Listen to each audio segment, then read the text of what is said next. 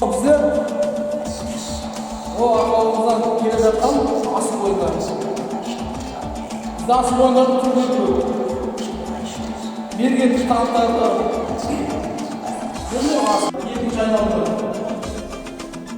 Baba bir kızga жете алмаса, 2. ayналымда kız burada ne istedi? Şabağa tamşısını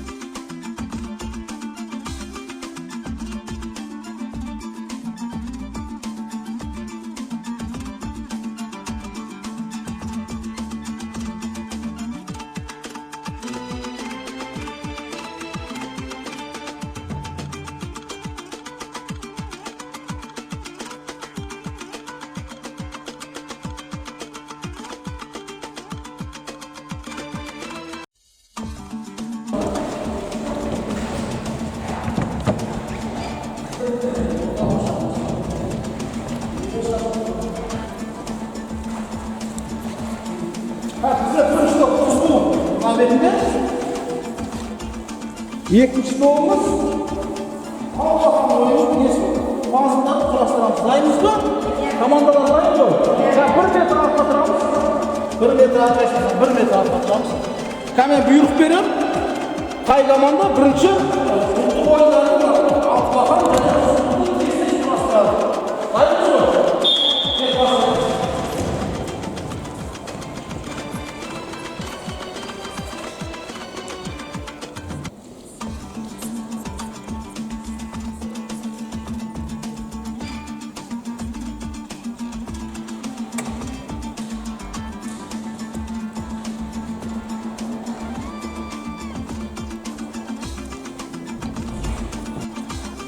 Osman buradan bakıyor.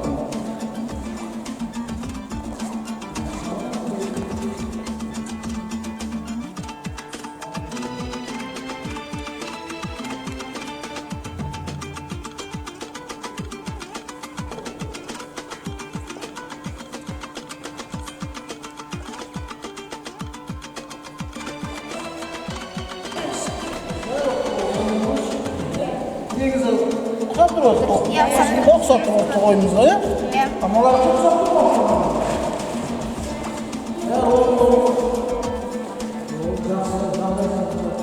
Ал енді келесі кезегімізге ауысамыз. Ойламас бұрын, ережелермен танысымыз бұрын, сізден бірінші қолдауында лақтырамыз, қосырамыз. Лақтырамыз, қосырамыз. Көздерінде ефтіктерін кішкене жылдамдап өте ефтік қағидаlarымыз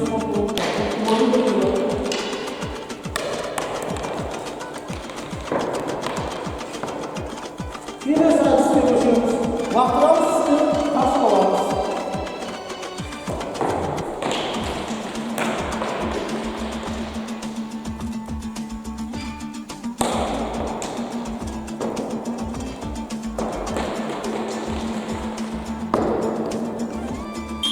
Ал енді келесі іске отырамыз. Астарына отырамыз.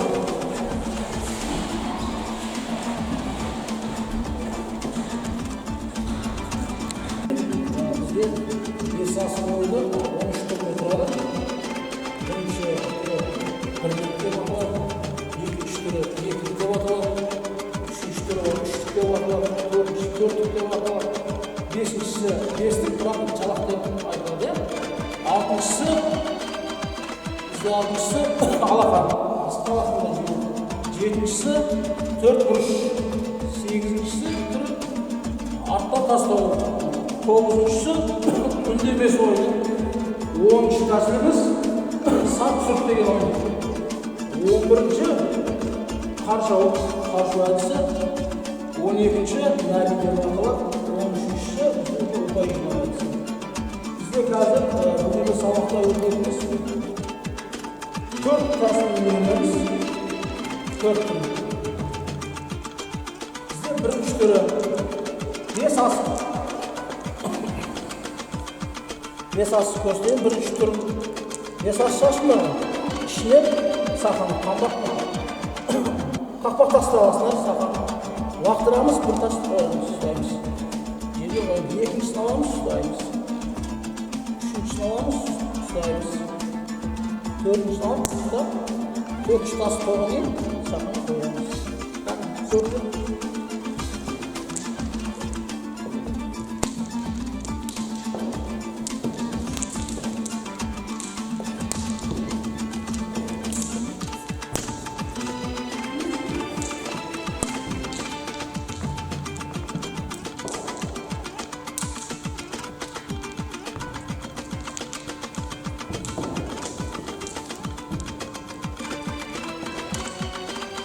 Енді келесі түрі екілік.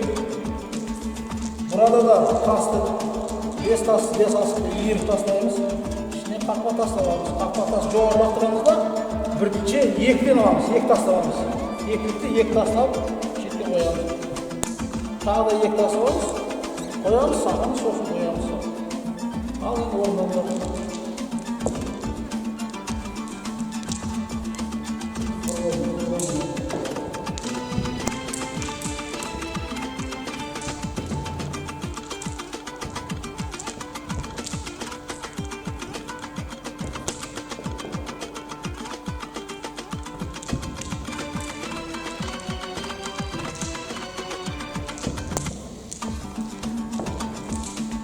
Kelesi türüne geçiyor, üçüncü türüne.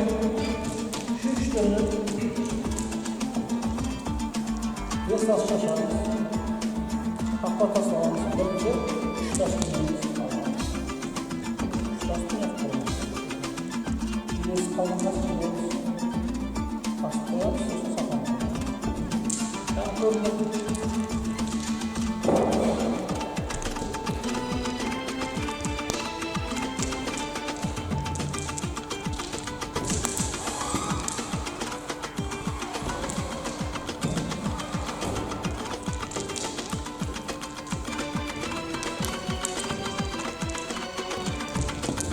Келесі 4-3'ten қараймыз. Тас жоғарылақтырамыз, тас қоямыз. Бақтырамыз, қайтып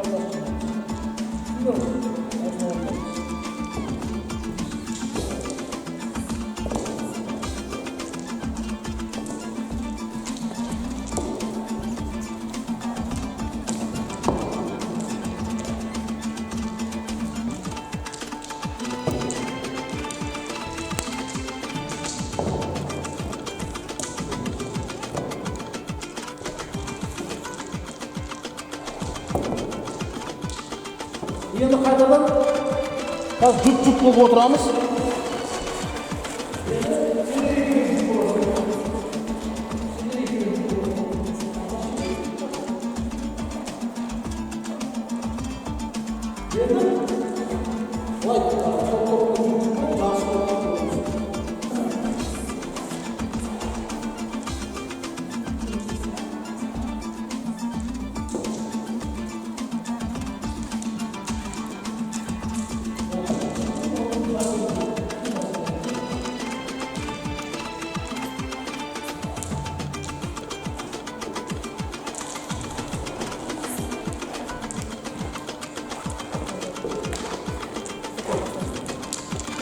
Sal voy a fijar en ellos.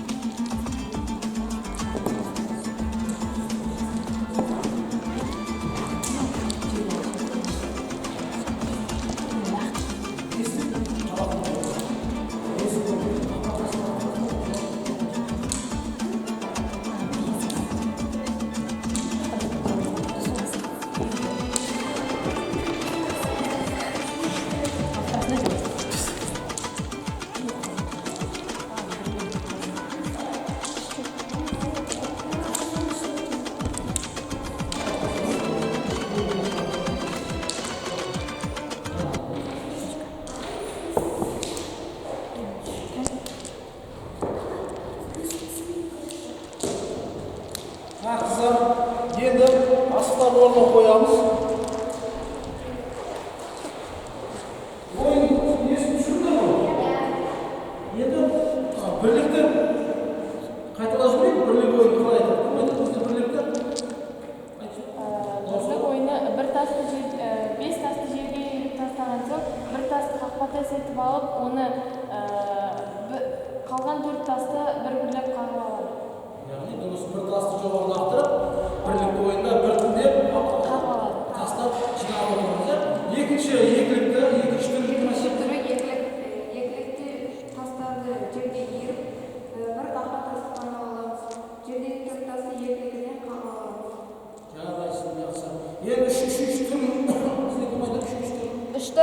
үш тасты бірге, ал бір тасты жеке қағып аламыз. Яғни қақпа тасты лақтырып бірінші үш тасты аламыз да, екінші лақтырған ең қалған тасты жинаймыз, Иә. Жақсы. Төрттікі? Төрттік бұл сол 5 тастың ішінен бір қақпа тасты өзіңізге қақпа тасты сайлап, қалған 4 тасты жерге қойып, екінші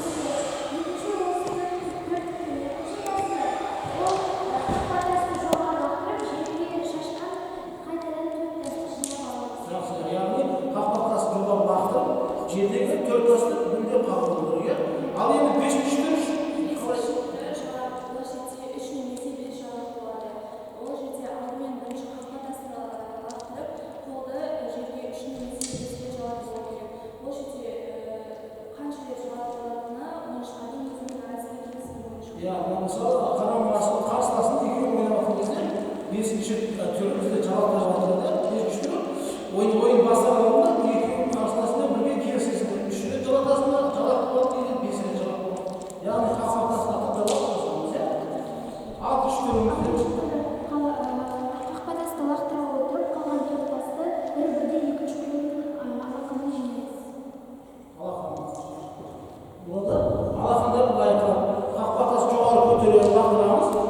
Шашамыз бұл. Қақпа тас лақтырып алаканда қоямыз.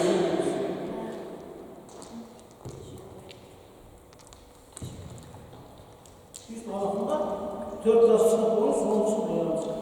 Жетіншісі Жетінші түрі 4 тасты жерге қойып, 4 бұрыш яғни 4 бұрыш сияқты қоямыз. Сөйтіп қақпа тасты биіктікке лақтырып, секірумен қағып алу керек. Ал 4-8 өзара келісім жасалады. 4 бұрышты, мысалы 4-7 тас қоямыз. Burada kesim var. O 15 сантиметр, 5 сантиметрден қақпа тасты лақтырып, бірден 4 тас жинауымыз керек. Келесі.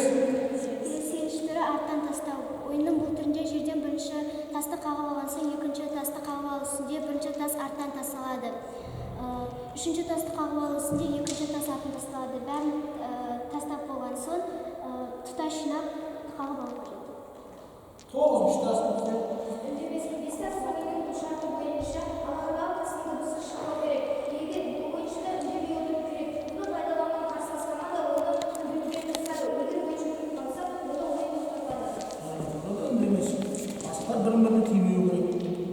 Лақтырып ойнаған кезде аслында тимеу керек. Сен осы күлмеуің керексің, қарсыласын сен күлдірмеуің керек. Соған не қылмау керек? Алаңдамау керек. 11-ші, 13-ші. Ол ойында бір ойын секілді ойналады. Бірақ ойын барысында қақпа тасты лақтырған кезде дыбыс шығару керек. Дыбыс шықпаса, онда ол ойынның шарты бұзылды деп есептелінеді. Яғни лақтырған тас, алақанның тасты дұрыс берілмеген. Жақсы, жарайсың. Ол Келесі. бірінші түрі қаншық әдісі. Бұл ойыншы 5 тасты жерге еріп тастап, қалған 4 тасты әрқайсысын бір-бірлеп жерге қаршып қағып алады. Қаршу әдісі жоғарыдан келетін қақпа тасы үстінен қағып алады. Иә. Жақсы. Келесі бізде кім айтады? 12-ші түрі наби. Ойынның бұл түрінде сол қолдың бас бармағы мен сол саусағын жерге қойып қақпа жасап алу керек. Және қақпа тас ретінде бір тасты алып, оны жоғарғы лақтырған кезде қақпаға әр тасты салып отыру керек. Бұл наби ойынында ойыншылар өзара наби тасты, 4 тастың бірін наби етіп сайлап алады.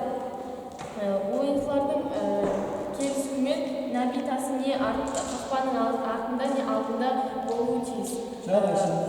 Наби 3 тастан кейін қақпаға салынады.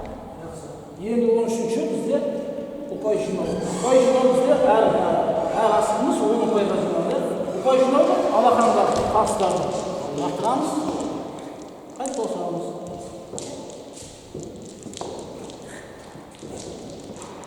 Мұны 3 асығымыз. Сенде әр асық 10 ұпай, 30 ұпай болды.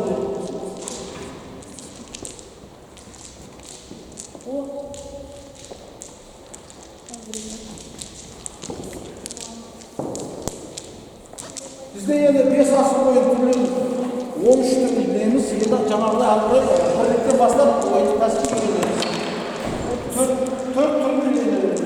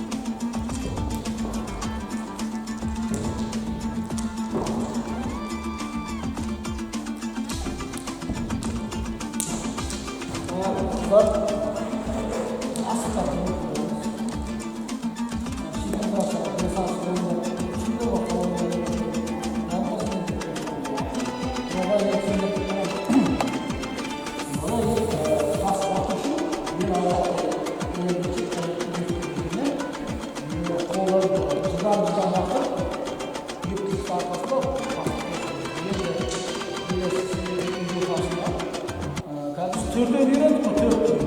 Бесіншісімен және алтыншысын үйден үйренеміз. Қазір мен сіздерге бесіншісін көрсетем, сосын алтыншысын көрсетем. Бесіншісі бізде жалақ деп айтады. Бесіншісі бізде жалақ. Қақпа тасы жоғары бақтырамыз. Оны да жаңағы айтып кетті ғой. Келісім қарсыласымыз келісім шартымен 3 немесе 5-те иеленіп алақанмен шошығымен алтыншысы, жетіншісі үйге тапсырма алақанға